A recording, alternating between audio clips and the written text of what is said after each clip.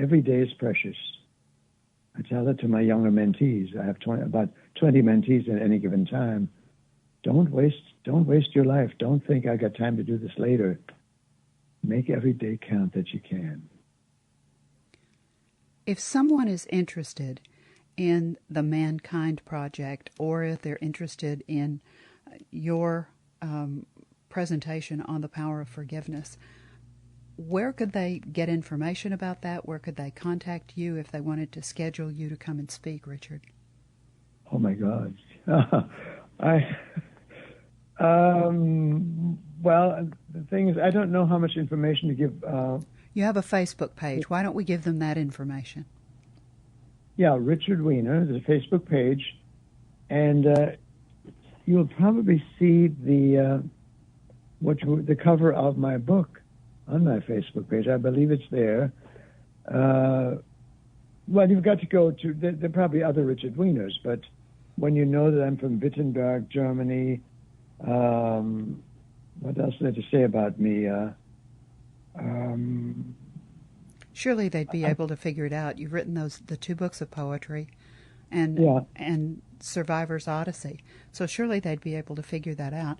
And does the Mankind Project have a website of its own? Yes, the website. Yeah, definitely, because we do trainings on 4 continents. These are trainings for men. It's about authenticity, accountability. It's about being who you really are, not being a macho man or a house husband kind of man, but to a man who is accountable for his actions.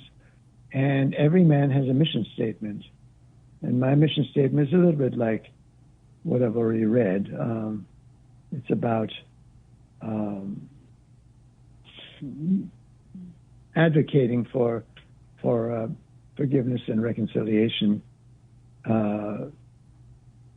both individuals and nations. That's my mission, which does not mean that I can accomplish it in my lifetime. It's something I aim for, that I work on. I've actually, for example, I've been a guest minister on Unitarian churches 4 times. So I get to give my message to Unitarians as well as other people.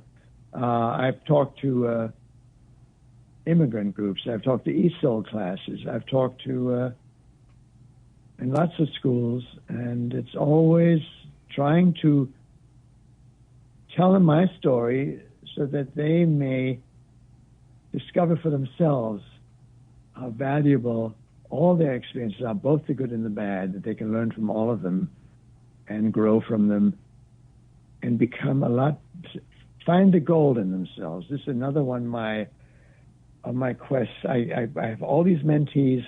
I try to lead them to their gold, because every human being has gold inside, whether they know it or not.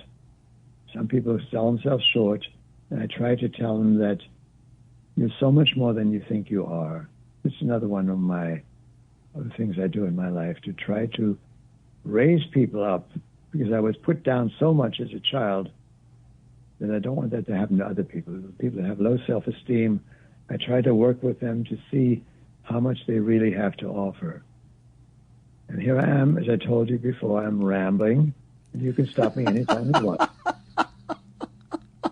I hate to stop you because you're a powerful speaker. You have such a powerful message. The book itself is so powerful. Richard, I can't thank you enough for being my guest today on Books on Air. It's been inspirational, it's been informational, and to hear the voice and to hear the experiences from a person who actually went through the absolute hell on earth of what the Holocaust and the Nazi occupation must have been like has been just an unbelievable experience for me. Thank you. It's just been a pleasure.